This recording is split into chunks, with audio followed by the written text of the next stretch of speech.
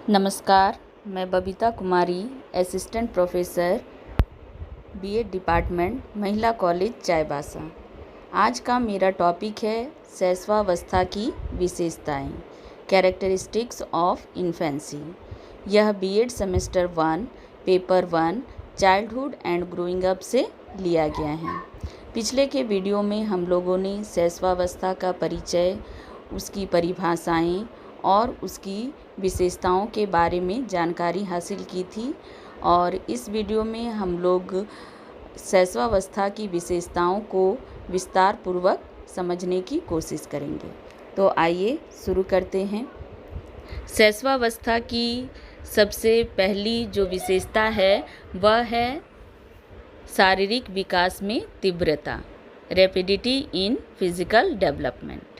शैशवावस्था में शारीरिक विकास निम्नलिखित रूप से होता है। जैसे अगर हम लोग लंबाई की बात करें तो जन्म के समय शिशु की लंबाई लगभग 20.5 इंच और बालिका की जो लंबाई होती है वह 20.3 इंच होती है। 3 से 4 वर्षों में बालिकाओं की जो लंबाई होती है वह बालकों से अधिक हो जाती है और उसके उपरांत बालिकाओं की अपेक्षा जो है बालकों की लंबाई अधिक हो जाती है। अगर हम भार यानी कि वेट की बात करें तो जन्म के समय बालक का जो भार होता है लगभग 7.15 पाउंड होता है और बालिका का जो भार होता है वह 7.13 पाउंड होता है। पहले 6 महीने में जो शिशु का भार जो होता है वो बहुत दुगना होता है और 1 वर्ष के अंत में 3 गुना तक हो जाता है। सिर व मस्तिष्क की अगर बात करें तो जन्म के समय शिशु के सिर की लंबाई जो होती है उसके शरीर की कुल लंबाई का 1/4 भाग होता है। शैशवावस्था में मस्तिष्क का भार जो होता है उसकी वृद्धि जो होती है बहुत अधिक तीव्र गति से होती है। अगर हम दांतों की बात करें तो जन्म के समय नवजात शिशु के दांत नहीं होते हैं, लेकिन जन्म से 6 महीने के बाद शिशु के दूध के दांत निकलने लगते हैं। पहले नीचे से आगे के दांत निकलते हैं और 1 वर्ष की आयु में दांतों की संख्या लगभग 8 हो जाती है। लगभग 4 वर्ष की आयु में शिशु के दूध के सभी दांत जो होते हैं वो निकल जाते हैं, जिनकी संख्या 20 होती है और 5 या 6 वर्ष की आयु में स्थायी दांत निकलने लगते हैं। अगर हड्डियों की अगर हम लोग बात करें तो नवजात शिशु की हड्डियां जो होती है छोटी होती है, कोमल होती है, लचीली होती है और धीरे धीरे ये हड्डियां जो होती है मजबूत होती जाती है और इसे हम लोग अस्थिकरण की प्रक्रिया कहते हैं और बालक की अपेक्षा बालिकाओं का जो अस्थिकरण होता है बहुत अधिक जल्दी होता है। इसके अगर हम लोग बात करें कि लास्टली मैं यही कहना चाहूँगी शारीरिक विकास के अंतर्गत कि शिशुओं में जो शारीरिक विकास होता है बहुत अधिक तीव्र गति से होता है, जिसमें हम लोगों ने देखा कि हड्डियों एवं मांसपेशियों का विकास होता है, आकार एवं भार का विकास होता है, दांतों का विकास होता है, नर्वस सिस्टम का विकास होता है। इस तरह से जितने भी सिस्टम होते हैं बॉडी के सभी का विकास जो होता है शैशवावस्था में बहुत अधिक तीव्र गति से होता है। नेक्स्ट जो विशेषता है शैशवावस्था की वह है मानसिक विकास में तीव्रता। जिस प्रकार शैशवावस्था में शारीरिक विकास की तीव्रता होती है उसी प्रकार जो है मानसिक विकास में भी तीव्रता होती है। शैशवावस्था में बालक का मानसिक विकास निम्नलिखित रूप से होता है। अगर हम लोग जन्म के प्रारंभ से बात करें तो जन्म के प्रथम महीने से ही जो शिशु होता है वह अपनी भूख, नींद और जो भी उसकी शारीरिक आवश्यकताएं होती हैं उसकी संतुष्टि करने के लिए वह कुछ न कुछ कार्य करता है। जैसे भूख का अनुभव, गर्मी से व्याकुल होना, सर्दी में कांपना, आराम नहीं मिलने पर रोना, ये सब। दूसरे महीने में शिशु द्वारा वस्तुओं को ध्यान से देखा जाता है, वह तेज प्रकाश के प्रति अनुक्रिया करता है, क्रोध प्रकट करता है इत्यादि। चौथे महीने में नवजात शिशु वस्तुओं को पकड़ने का प्रयत्न करता है, मां को देख के मुस्कुराता है, क्रोध प्रकट करता है।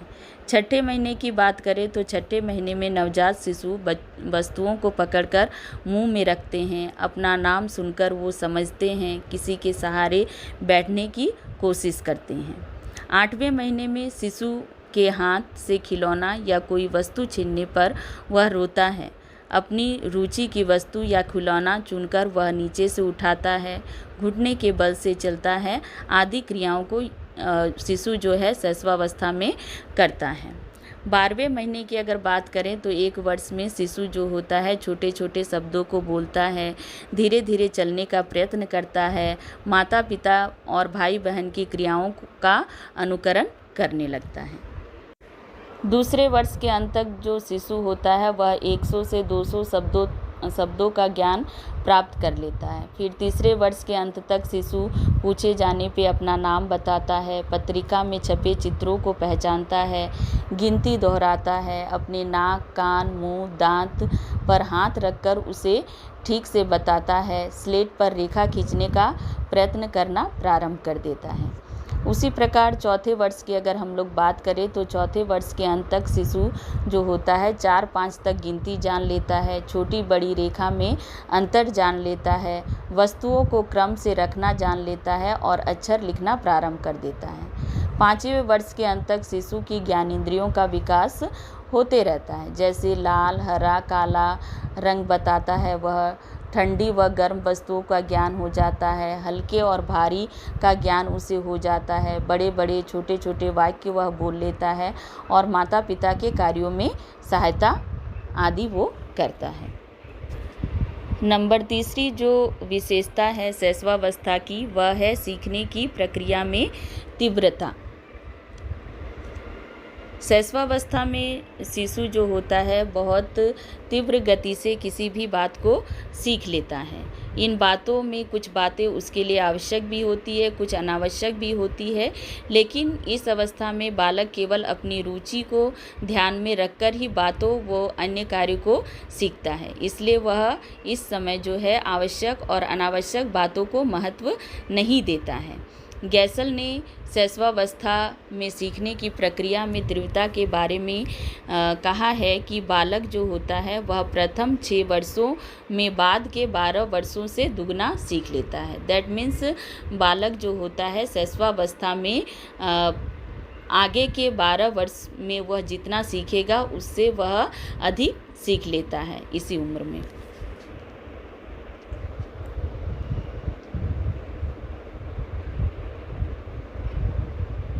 अगली जो विशेषता है वह है कल्पना शक्ति का विकास या कल्पना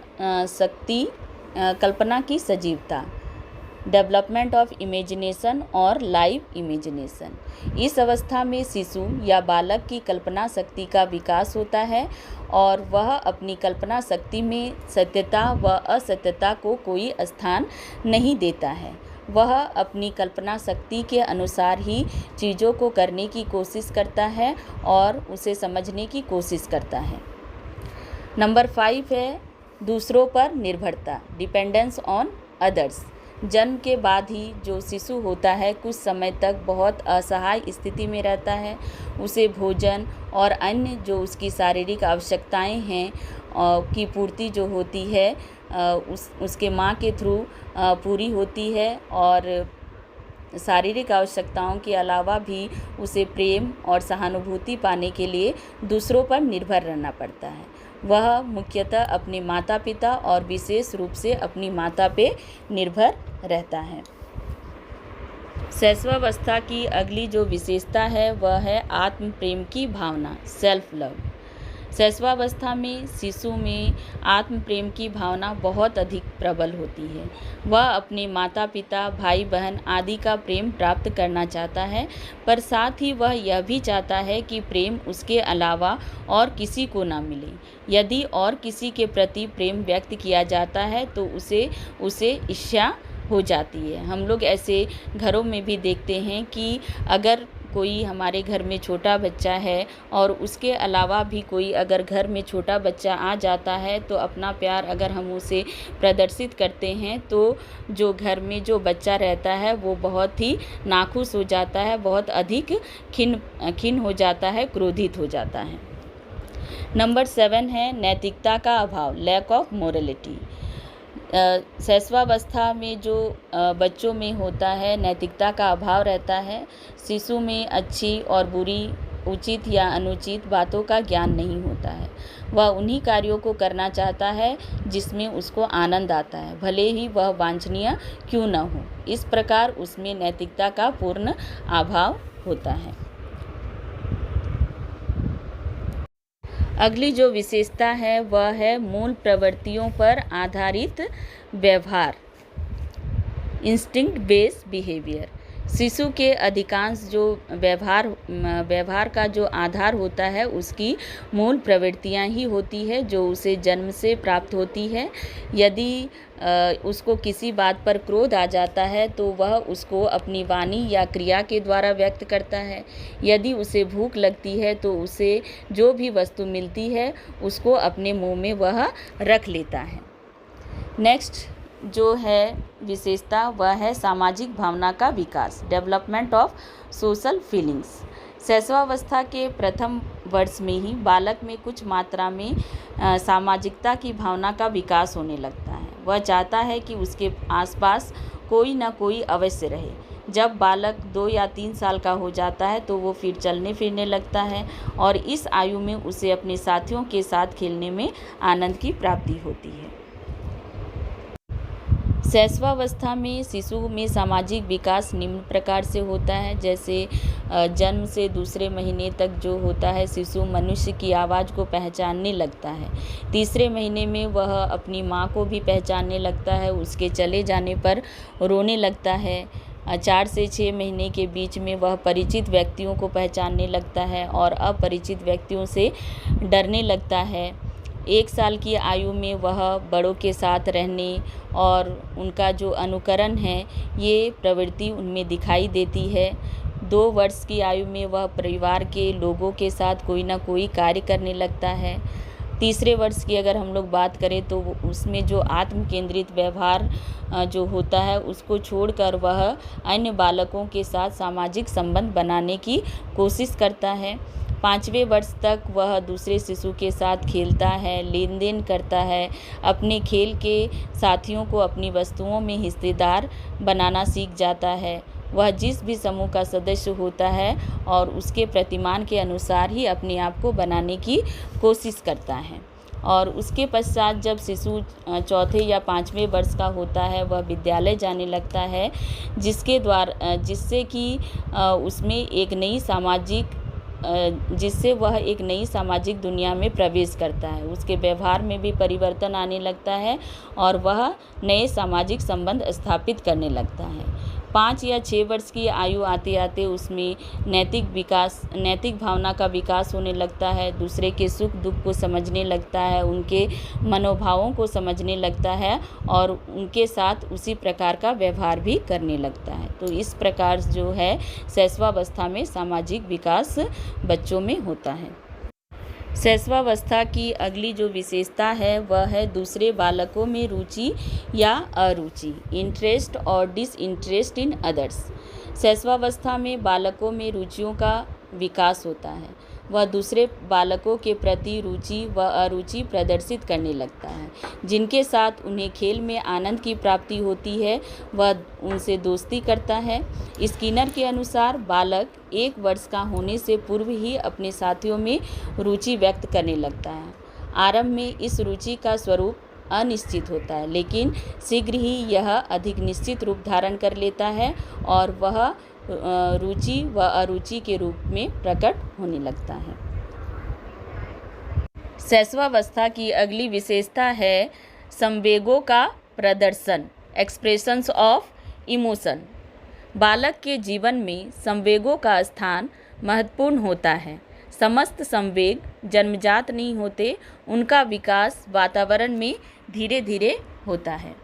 शिशु में जन्म के समय उत्तेजना के अलावा और कोई संवेग नहीं होता है। ब्रिजेस ने 1932 में अपने अध्ययनों के आधार पर घोषित किया कि 2 वर्ष की आयु तक बालक में लगभग सभी संवेग का विकास हो जाता है। बाल मनोवैज्ञानिकों ने शिशु में मुख्य रूप से 4 संवेग माने गए हैं: भय, क्रोध, प्रेम और पीड़ा। शिशु में जन्म से ही संवेग विद्यमान नहीं होते, बल्कि धीरे धीरे उनका विकास होता है। जैसे प्रारंभिक अवस्था में शिशु का जो संवेगात्मक व्यवहार होता है अस्पष्ट होता है, लेकिन धीरे धीरे उसमें स्पष्टता चली आती है। 3 वर्ष की आयु में शिशु अपने साथियों से प्रेम करने लगता है, अंधेरे से डरता है, अकेले रहने पे डरता है। 5 वर्ष की आयु तक शिशु अपने भय पर नियंत्रण नहीं कर पाता है। शैशवावस्था के अंत में शिशु अपने वातावरण के लोगों में विशेष रूप से माँ के प्रति स्नेह भाव प्रकट करता है।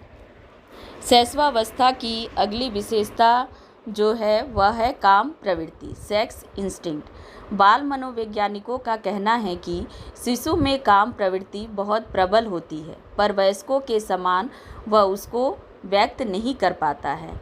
अपनी माता का स्तनपान करना और यौन अंगों पर हाथ रखना बालक की काम प्रवृत्ति के सूचक है। इस अवस्था में शिशु में कुछ विशेष संवेगों का भी विकास होता है जो कि मूल प्रवृत्तियों से संबंधित होते हैं। इस समय शिशु की प्रेम भावना काम प्रवृत्ति पर आधारित होती है। शिशु का अपने अंगों से प्रेम करना इस प्रवृत्ति का सूचक है। नंबर 13 जो विशेषता है शैशवावस्था की वह है दोहराने की प्रवृत्ति, टेंडेंसी ऑफ रिपीटिंग। शैशवावस्था में शिशु में दोहराने की प्रवृत्ति बहुत प्रबल होती है। उसमें शब्दों और गतियों को दोहराने की प्रवृत्ति विशेष रूप से पाई जाती है। ऐसा करने में वह विशेष आनंद का अनुभव करता है।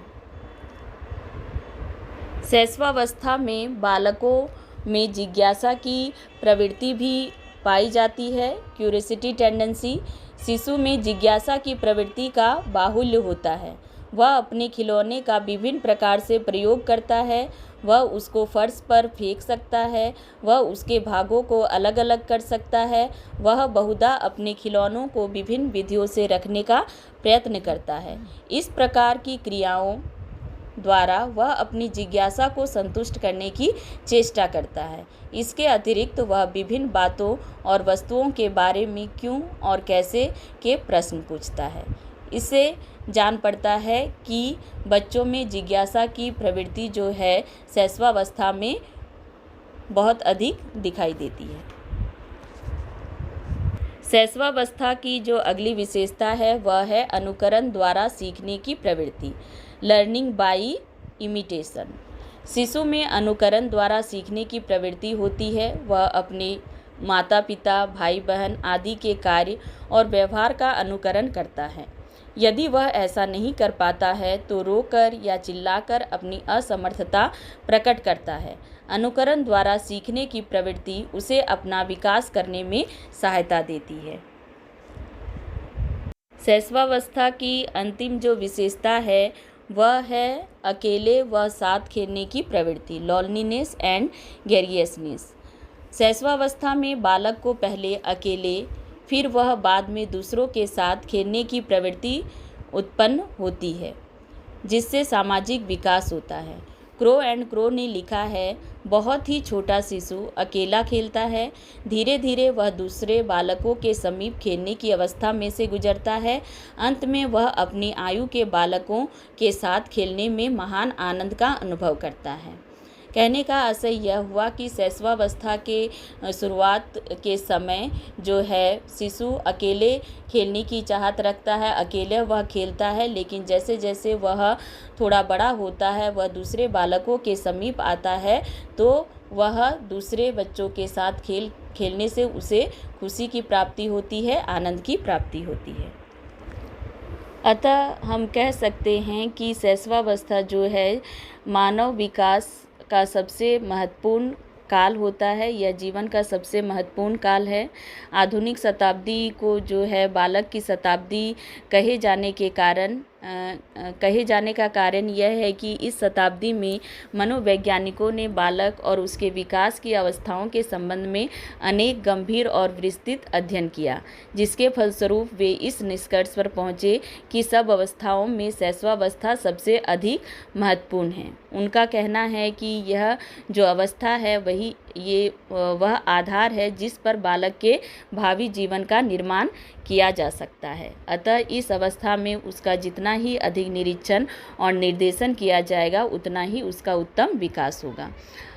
आज की वीडियो में मैं इतना ही बोलूँगी। अगले वीडियो में हम लोग शैशवावस्था में जो शिक्षा का स्वरूप होना चाहिए उसके बारे में विस्तृत रूप से चर्चा करेंगे। तब तक के लिए धन्यवाद।